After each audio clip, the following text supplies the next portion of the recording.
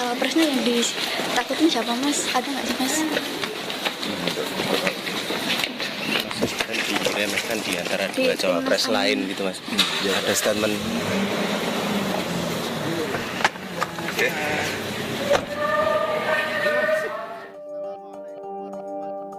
Tim pemenangan nasional Capres-Cawapres Anies Baswedan Muhaimin Iskandar menyebut lawan berat Caimin di debat Cawapres 22 Desember nanti hanya Mahfud MD.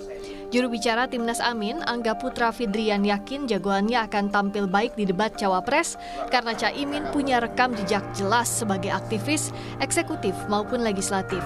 Karena beliau juga punya rekam jejak yang panjang ya. Dalam konteks aktivisme dari mahasiswa, debat-debat di DPR, di MPR, beliau punya kapasitas itu. Mungkin tinggal dicari yang jadi ciri khasnya Caimin itu gimana gitu. Tapi saya sih percaya bahwa lawan berat Caimin cuma Mahfud MD kira-kira besok. Cawapres nomor urut 3 Mahfud MD merespons Timnas Amin yang menganggap ia satu-satunya lawan berat Caimin di debat Cawapres. Mahfud mengiyakan tapi juga bilang Gibran juga sama berat. Lawan paling berat saya ya Caimin. Sama itu ya Mas Gibran, Caimin sama berat lah. Ini kan sama-sama spontan. Wakil Ketua Tim Kampanye Nasional Prabowo Gibran Ahmad Muzani menyebut ada stigma terhadap Gibran sehingga seolah diremehkan di debat Cawapres nanti. Muzani justru yakin akan ada kejutan dari Gibran di debat nanti.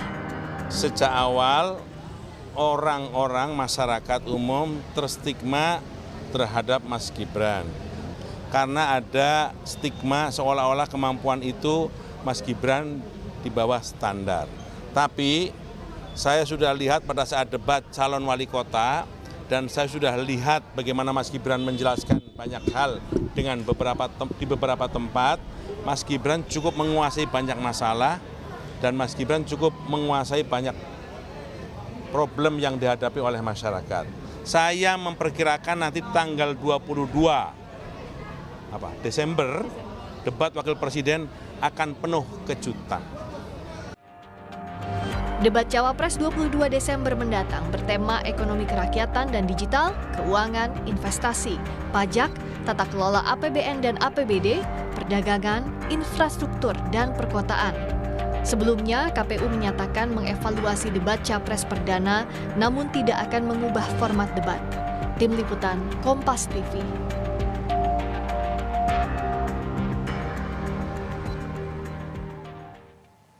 Timnas Amin menyebut hanya Mahfud MD yang jadi lawan berat jagoannya Muhaimin Iskandar di debat Cawapres perdana pekan depan. Mengapa Cawapres nomor urut 2 Gibran Rakabuming Raka terkesan diremehkan? Dan sebaliknya, apakah akan muncul kejutan dari Gibran seperti klaim TKN Prabowo Gibran? Kami diskusikan bersama dengan para narasumber. Bergabung saat ini 3 narasumber lewat sambungan dalam jaringan, juru bicara Timnas Amin Muhammad Iqbal, kemudian juru bicara TKN Prabowo Gibran Bobi Aditya Rizaldi, dan peneliti senior politik BRIN Firman Nur. Bapak-bapak sekalian, selamat sore, apa kabar? Selamat sore. Terima kasih semuanya sudah hadir bersama kami. Waalaikumsalam warahmatullahi wabarakatuh. Mas Iqbal, dari pihak 03 bilang semua lawan sama beratnya. Tapi dari Timnas Amin bilang hanya Mahfud MD yang jadi lawan terberat. Gibrannya dikemanain? Ya karena memang dalam beberapa undangan-undangan debat di kampus, di berbagai forum, itu terkesan Mas Gibran ini menghindar. Ya, karena sehingga memang jadi perbincangan di masyarakat terkesan bahwa dia takut atau tidak berani. Yang kedua tadi karena masalah asam sulfat dan asam folat itu. Jadi itu menjadi juga salah satu perbincangan ya yang dianggap dia belum memiliki wawasan yang luas. Jadi ini semua itu tak ada asap kalau tak ada api gitu. Kalau dia hadir setiap debat, setiap forum-forum undangan, tentu saja orang akan menganggap bahwa dia pede, dia bisa. Tapi karena dalam 2 kasus tadi, saya kira menjadi salah satu perhatian masyarakat bahwa stigma dan persepsi itu dibuat sendiri oleh Mas Gibran sendiri, bukan oleh kami. Oke, bukan underestimate kan, begitu maksudnya? Umur, terutama umur karir, umur berpolitik, ya, begitu? Itu juga menjadi salah satu perhatian masyarakat ya. Karena jadi kalau kita itu bicara berdasarkan pembicaraan di big data gitu, persepsi masyarakat. Jadi persepsi itu kan dibuat bukan karena adanya situasi yang mendesak, tapi bisa jadi persepsi itu sendiri timbul karena perilaku calon itu sendiri. Oke. Jadi saya melihat bahwa persepsi itu adalah persepsi masyarakat, netizen dan lain-lain. Gara-gara nggak sering muncul di debat publik atau diskusi publik nih Mas Bobi, dianggap nomor 02 ini bukan lawan berat nih. Siapa? Si Gibran ini di mata Timnas Amin. Gimana tuh Mas Bobi? Itu saya rasa hanya perasaan saja. Kenapa? Kalau misalkan tidak ada efeknya, tidak mungkin setelah diumumkannya Mas Gibran menjadi cawapres, surveinya menjadi sangat tinggi. Ini kan hanya karena secara teknis memang kemunculan sebagai cawapres itu tidak seperti sebelum-sebelumnya yang ada waktu beberapa lama bisa mendemonstrasikan kemahirannya berorasi ataupun berdebat. Dan ini satu-satunya yang pernah berdebat di dalam konteks pilkada, pilwakot, yaitu Mas Gibran di tahun 2020 itu kan sudah diakui memang gayanya dia itu tidak ofensif, dia santun. Dan ini saya rasa kemunculan nanti apalagi di dalam tema yang temanya itu dia itu bukan tema belajar atau diinfokan orang lain. Itu adalah tema yang dia sendiri sudah melaksanakannya dan melakukannya sebelum kehidupan berpolitiknya. Jadi sehingga topik ini menguntungkan menurut pihak TKN ya untuk Mas Gibran. Menguntungkan. Karena satu, dari masalah konsistensi, dia hadir mewakili zamannya, mewakili genre dari usianya. Dan juga apa yang di digital itu dia itu bukan hanya terima informasi, tapi dia pernah melakukannya. Itu yang paling utama. Dan yang saya rasa yang lebih menonjol dibanding yang lain, di dalam kontestasi debat nanti, selain substansinya itu sudah dikuasai, kita melihat konsistensinya dia di masyarakat. Bahwa misi dan visi cawapresnya itu pasti harus terkoordinir dengan partai pendukungnya dan juga capresnya. Berbeda dengan cawapres yang lain. Yang di tahun 2020 tidak setuju gubernur ditunjuk harus karena dianggap itu hanya bagian administratif, tapi sekarang tahu-tahu urusan DKI dia tidak setuju. Nah, gitulah kira-kira. Mas Firman, nanti di debat cawapres ini yang bakal jadi pertimbangan buat para pemilih, terutama mereka yang undecided voters nih, apakah kemudian dari segi program kerja yang ditawarkan dalam debat, ataupun juga drama yang berlaku sepanjang ini, atau gimmicknya, atau ada hal yang lain menurut Anda?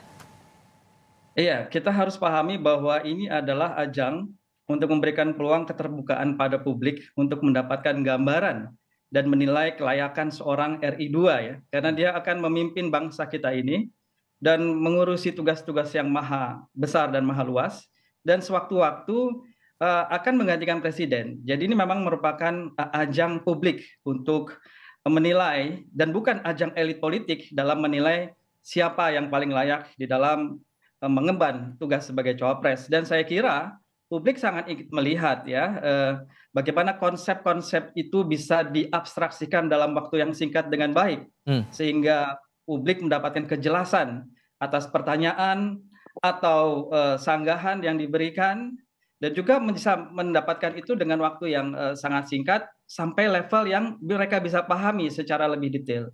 Jadi tingkat abstraksi ini sangat penting, dan itu akan terkait dengan masalah dengan penguasaan konsep terhadap apa yang nantinya ditanyakan. Sehingga debat cawapres ini nggak bisa dianggap enteng ya Mas Firman? Jadi track record sebetulnya di situ, dan juga level abstraksi. Selain tentu saja persoalan-persoalan lain yang lebih menarik, bagaimana juga sikap seorang yang akan menjadi pemimpin kita, jadi proper manner, sikap yang layak bagi seorang pemimpin juga akan menjadi perhatian publik nanti. Sehingga nggak bisa dianggap enteng juga debat cawapres ini di mata publik, begitu?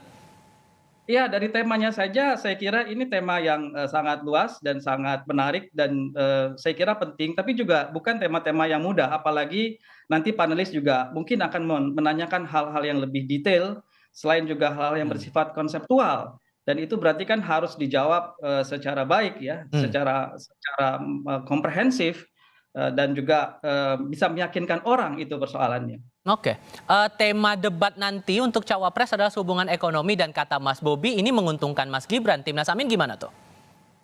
Ya, saya kira baru merintis beberapa usaha, berbeda juga dengan seorang PhD di bidang ekonomi ya. Karena Mas Anies ini kan konsultan di banyak tempat ya, dan dia juga seorang akademisi yang mengerti betul baik itu ekonomi mikro, ekonomi makro, karena memang situasi global ke depan, tantangan kita adalah memang di bidang ekonomi.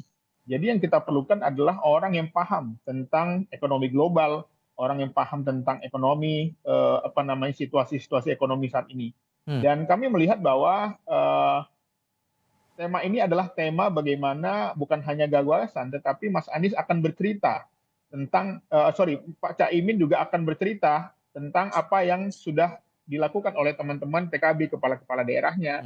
Dan ini tentu saja juga berbeda levelnya dengan apa yang kita lihat pada calon presiden. Karena memang apalagi ekonomi santri dan lain-lain itu saya kira Caimin paling menguasai lah. Masalah umur karir ini kan masih juga akan jadi perbandingan juga buat beberapa pihak begitu, Mas Bobi. Terutama lawan-lawannya Mas Gibran nanti kan bakal berat juga tuh menghadapi Mahfud MD, menghadapi Muhaimin Iskandar dengan rekam jejak politiknya. Untuk bisa mematangkan secara psikologis begitu, apakah akan ada hal-hal khusus, treatment khusus yang mungkin disampaikan nanti saat debat, terutama katanya bakal ada kejutan dari Mas Gibran untuk minggu depan. Jawabnya nanti ya Mas Bobi, kita akan jeda sebentar, kami segera kembali. Melanjutkan dialog kembali nih Mas Bobi, terakhir Pak Muzani bilang bahwa akan ada kejutan yang bakal dibawakan oleh Gibran dalam debat Cawapres minggu depan. Kejutan apa tuh? Audionya masih di mute nih, Mas Bobi, silakan. Mas Bobi, masih belum dibuka itu audionya nih Mas Bobi. Siap. Nah, oke, silakan. Jadi begini, memang kemunculan Mas Gibran ini kan masih jarang dan masih banyak ditunggu oleh masyarakat. Pertama yang menurut saya akan menjadi suatu kejutan adalah dari masalah soal atribut. Nah, secara atribut ini pasti akan menjadi advantage atau keunggulan dari Mas Gibran karena beliau mewakili zamannya. Dia mewakili representasi dari 60% hampir pemilih di tahun 2024. Dan dengan topik digitalnya itu dia adalah pelakunya. Oleh karenanya dari sisi atribut, kalau bahasa kampanye itu masyarakat kan pasti akan lebih percaya who's the speaker. Karena sudah masuk di situ dan juga dia adalah pelakunya. Nah, lantas berikutnya adalah soal delivery. Delivery kan kalau kita lihat dari posturnya, kedua kandidat pesaing Mas Gibran ini itu memang literasinya karena akademisi, karena doktor, tetapi mewakili anak muda, delivery message dan delivery speech-nya dari Mas Gibran itu sudah diakui dari tahun 2020 dari kandidat lawannya beliau bahwa delivery Mas Gibran itu adalah mampu secara singkat untuk menyampaikan pokok-pokok pikiran dan gagasan. Inilah yang saya rasa menjadi keunggulan di mana nanti akan ada delivery message mengenai programatik, tapi akan disampaikan dengan bahasa yang akan pasti dimengerti oleh sebagian besar calon pemilih. Sehingga nantinya kalau kemudian di debat yang akan berlangsung minggu depan, lawannya dua loh Pak. Pak Mahfud MD, kemudian Muhaimin Iskandar dengan rekam jejaknya yang cukup panjang di dunia politik. Nggak akan takut begitu menghadapinya? Tidak, justru itulah kejutannya. Karena sudah panjang kan orang udah tahu lah ngomongnya gitu-gitu aja. Mau ngomongnya tentang yang soal yang baru juga, dia belum pernah di situ, umurnya aja udah jauh. Nah, itulah namanya atribut dan sekali lagi gaya pembicaraannya, delivering speech-nya inilah yang berbeda dengan yang lainnya yang cenderung sangat lama. Tetap pede nih dari pihak paslon nomor 2, Mas Iqbal. Nggak ketar-ketir, karena katanya mau ada kejutan tuh. Ya saya kira kalau Caimin ini kan nggak diragukan lagi ya. Semua jabatan dari parlemen sampai jadi pimpinan DPR, pimpinan PRD sudah rasakan. Bahkan pernah menjadi Menteri Tenaga Kerja. Ini tentu saja makanan santapan hariannya Caimin ya. Karena memang isu-isu kesejahteraan ini nggak lepas dari isu-isu lapangan kerja. Dan ini tentu saja juga menjadi tantangan bagi Mas Gibran.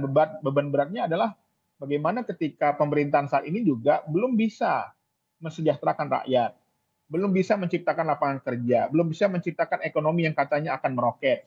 Yang ini tentu saja menjadi beban karena janji yang sudah dilaksanakan ya, lalu ingin menjanjikan lagi gitu loh. Yang lama aja belum terlaksana. Jadi beban-beban pemerintahan Jokowi itu ada pada Mas Gibran dan tentu saja nggak mudah untuk meyakinkan masyarakat karena kata orang lah yang kemarin ekonomi meroket nggak terbukti kok sekarang akan ada ekonomi lagi. Maka sebenarnya kalau kita lihat dari debat-debat awal, sebenarnya yang diajukan oleh para paslon adalah perubahan sebenarnya. Tapi mereka gengsi bilangnya perbaikan, ya. Tapi perubahan. Contoh misalnya Pak Ganjar bilang hukum kita tuh nilainya 5. Ya, kalau mau 8 ya harus perubahan bukan perbaikan gitu loh. Kalau perbaikan tuh paling jadi 6. Tapi semuanya kami kira menyadari bahwa pentingnya isu-isu perubahan bagi masyarakat saat ini. Mas Firman, ada Jokowi efek juga nggak sih yang bakal berpengaruh nanti dalam debat? Karena kan kita paham juga di belakang Gibran ada bayang-bayang Jokowi dengan tingkat approval tinggi juga begitu. Ya, saya kira kalau Jokowi efek tidak bisa dipungkiri itu ada. Tapi saya ingin menanggapi begini. Kalau kejutan itu sifatnya hanya gimmick saja, ini sayang sekali momen ini. Ini momen pendidikan politik bagi masyarakat. Ini momen debat. Apa yang diperdebatkan ide, gagasan tentang Indonesia saat ini dan ke depan. Ini bukan momen karnaval saya kira ya. Kalau dengan tampilan, dengan delivery, saya kira itu suatu hal yang buang-buang waktu kalau sampai itu yang ternyata menjadi fokus kejutannya gitu. Padahal bagi saya saat ini adalah momen-momen di mana Gibran harus banyak belajar mengenai tema-tema politik nanti. Dia harus mengantisipasi setidaknya 4 hal. Pertama adalah terkait dengan substansi temanya itu sendiri ya, mulai dari ekonomi kerakyatan sampai infrastruktur, APBD, APBN dan seterusnya. Kemudian dia harus paham juga beberapa detail-detail dari persoalan-persoalan itu. Dan yang ketiga pasti akan ditanyakan apa yang akan dia lakukan dan apa yang telah dia lakukan. Dan ini akan berbaur antara pertanyaan dari panelis dan juga cawapres yang lain. Tentu saja akan memanfaatkan momen ini untuk meningkatkan performa mereka dan juga menjatuhkan performa saingan, yaitu suatu hal yang wajar dalam debat ini. Dan sehingga serangan terhadap Gibran itu juga harus diantisipasi. Serangan seperti kinerjanya, kebijakannya, kemudian belum lagi terkait dengan masalah lain seperti nepotisme, pernyataan-pernyataan yang salah selama ini ya, seperti asam sulfat itu saya kira akan berbaur di situ dan hal-hal seperti itulah yang harusnya diantisipasi. Jadi jangan buang momen pendidikan politik bagi rakyat untuk sekedarnya, apalagi ditunjukkan hal yang bersifat ecek-ecek begitu ya, kayak ajang ini karnaval begitu, sangat disayangkan. Ini adalah ajang untuk mendidik rakyat bahwa siapapun yang ingin menjadi pemimpin, Anda harus siap dari visi, misi, komitmen, dan juga kepribadian Anda. Semua itu yang akan dinilai oleh publik. Dan jangan anggap remeh kegiatan-kegiatan seperti ini. Saya kira itu. Mas Bobi menanggapi dari pernyataan Mas Firman tadi gimana tuh? Dibilang dipandang gimmick saja begitu? Yang dikecondongkan menjelang debat nanti?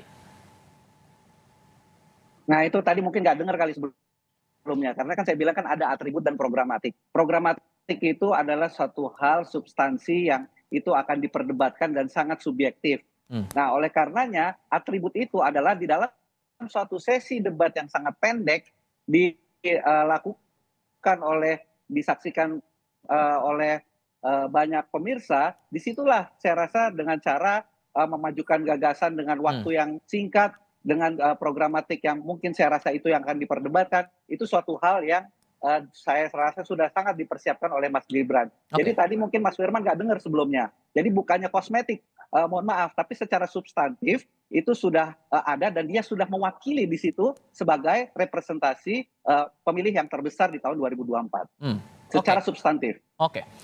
Mas Iqbal, untuk minggu depan ini apakah dari Timnas sudah menemukan titik-titik kelemahan dari Gibran untuk kemudian dimanfaatkan oleh Gus Imin nanti dalam debat pekan depan?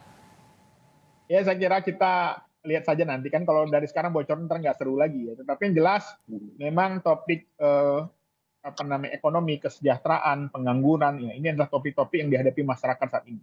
Kan survei kepuasan Pak Jokowi itu sangat lemah di isu masalah lapangan kerja, ya, termasuk juga bahan pokok yang mahal saat ini. Harga cabai sekarang emak-emak di pasar, di lapangan tuh ngeluh di dapil saya di Jakarta Selatan, di pusat itu, bahwa harga cabai mahal Pak katanya, sembako mahal ya.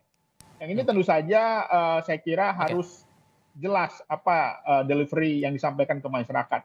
Oke. Bagi kami ini adalah momen untuk bagaimana memberikan edukasi kepada masyarakat, memberikan pencerahan kepada masyarakat bahwa Indonesia tidak sedang baik-baik saja dan Oke. kita perlu perubahan. Biar fair nih, Mas Bobi, apakah juga menemukan titik-titik kelemahan dari Gus Imin begitu yang akan coba ditonjolkan nanti dalam debat? Pastilah, karena kan Cak Imin kan belum pernah jadi kepala daerah. Nah inilah yang salah satu advantage dari Mas Gibran, kepala daerah, sehingga semua